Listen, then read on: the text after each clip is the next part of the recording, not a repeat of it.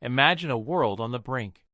It's 2025, and tensions between Russia and NATO have escalated beyond Ukraine. Finland, a NATO member since 2023, has bolstered its borders with the alliance's help. But Vladimir Putin, cornered by sanctions and setbacks, decides to send a message. A single tactical nuclear warhead, delivered by an Iskander missile from Kaliningrad, streaks toward Helsinki, Finland's gleaming capital. Why? To shatter NATO's resolve and reclaim influence in the Nordic region. The yield: 100 kilotons, more than 6 times the Hiroshima bomb. What follows isn't just destruction, it's the unraveling of Europe's fragile peace. The immediate blast and aftermath. Russia's arsenal boasts over 5,400 nuclear warheads, with tactical options like this one estimated at 10 to 100 kilotons, perfect for a limited strike on a city like Helsinki, home to about 675,000 people in the core municipality and 1.35 million in the metro area.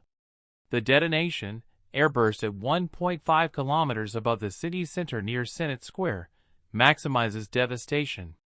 In the first minute alone, over 150,000 would perish, with another 300,000 critically wounded, half the city's population erased or maimed before help can arrive.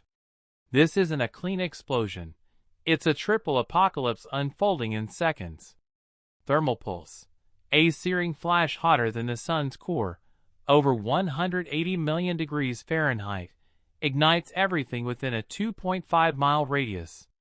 Wooden homes in Kallio district burst into flames, glass shatters and melts on the ferries in South Harbor, and skin vaporizes instantly for anyone outdoors. Fireballs engulf the iconic Helsinki Cathedral, turning its white facade to ash. Blast wave.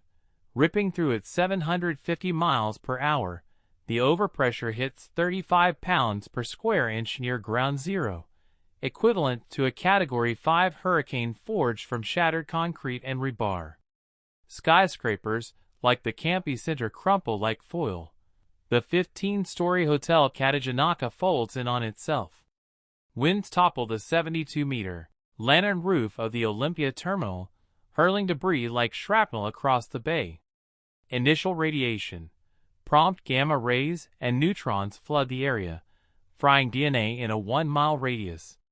Survivors closer and become walking ghosts, their cells unraveling from the inside. But the real silent killer strikes first, the electromagnetic pulse, EMP. Bursting from the high-altitude detonation, it fries electronics across a 25-mile radius, blacking out Helsinki's grid. Smartphones die mid-dial to 112 emergency. Electric trams screech to halts on live rails. The control towers at Helsinki Vantaa Airport go dark, stranding flights mid-approach. In 20 miles, modern life flatlines.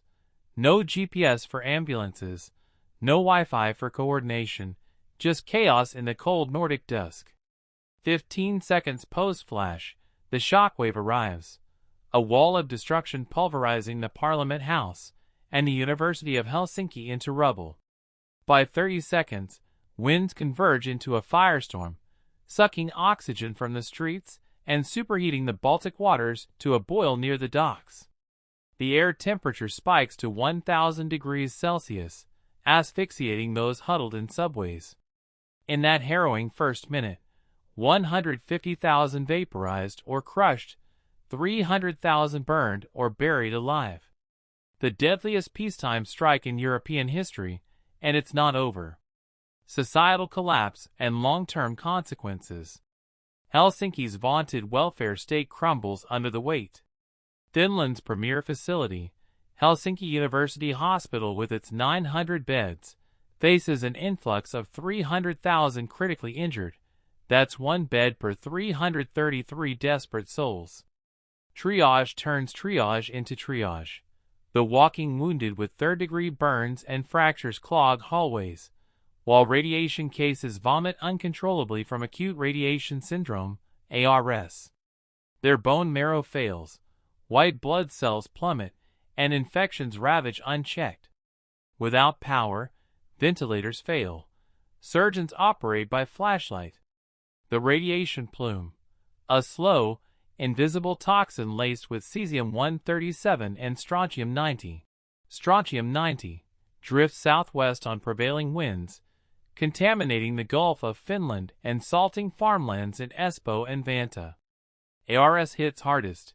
Victims suffer. Nuclear autumn. Their hair falling out, guts liquefying, as cells mutate wildly. Panic ignites a mass exodus. The Ring-I Highway becomes a graveyard of stalled Audis and Volvos.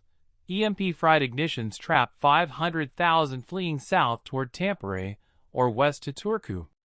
Ferries to Stockholm overload and capsize in the panic scrum, drowning thousands in the Baltic. Those who make it face fallout hotspots. Radiation levels 1,000 times background, turning commuter trains into death traps. Economically, it's Armageddon. Finland's GDP, a tidy $304 billion powerhouse in tech and shipping, evaporates overnight. The Helsinki Stock Exchange halts trading amid total liquidity wipeout, dragging down Nokia and Cone shares by 80%. Global ripples. Europe's energy markets spike as Russian gas pipelines, already strained, face sabotage fears, erasing $2 trillion in EU market value in the first trading hour. Supply chains for smartphones and luxury goods grind to a halt.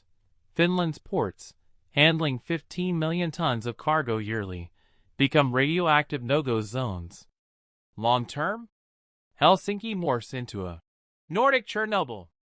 A 15-mile exclusion zone fences off the cratered core, with a radioactive half-life of 30 years for key isotopes.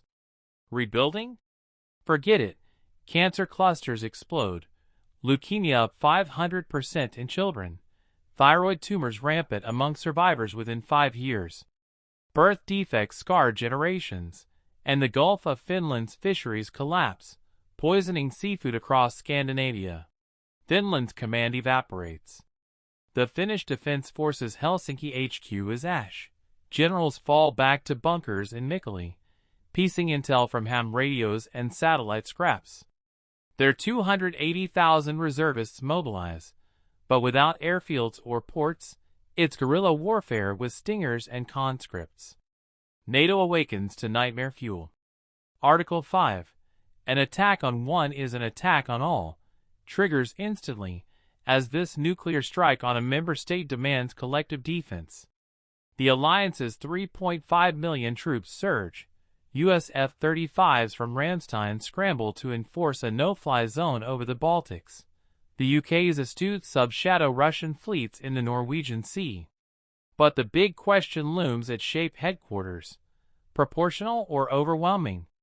The US, with 100,000 troops in Europe, stares down the barrel.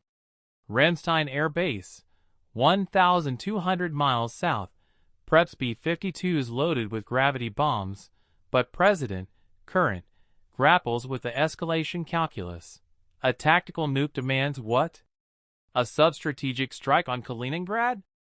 Or full triad alert? The 7th Fleet repositions from the Med, ready for the unthinkable. Geopolitics fractures.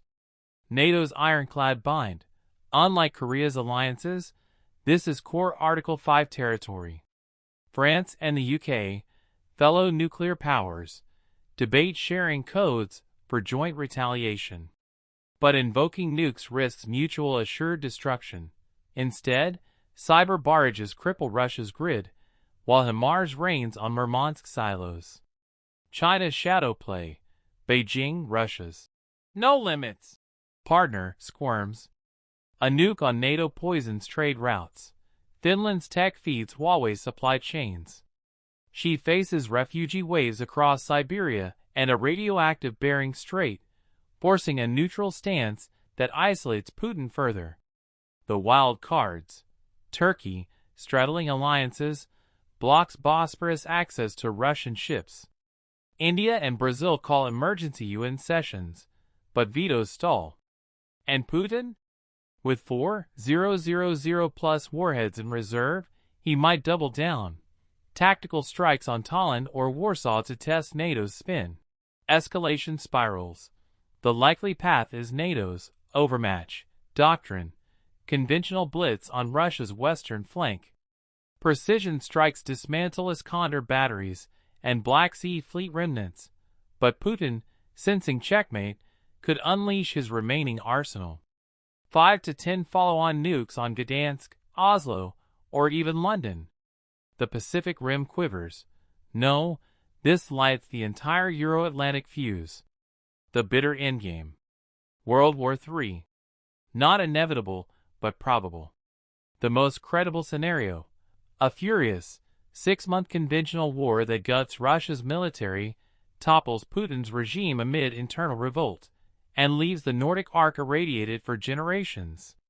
Finland endures, relocated government and ULU coordinates aid, but at the cost of 500,000 lives and a scarred continent.